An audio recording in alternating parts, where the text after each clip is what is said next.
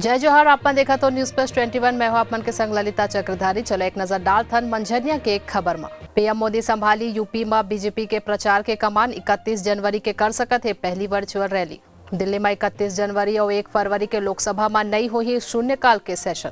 अखिलेश ऊपर बरसिस केशव प्रसाद। बोले अखिलेश ला ना कोरोना टीका पसंद ना माथे के टीका पसंद हवे।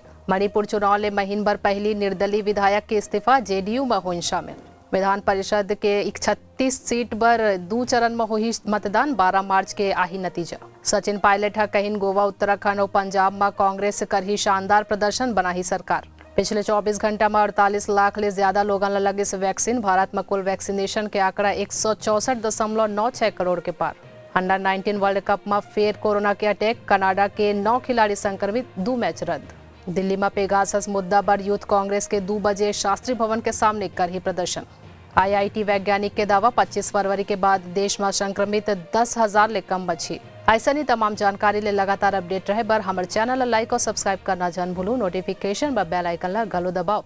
देखत रहो न्यूज प्लस 21 आप मन के हक की बात।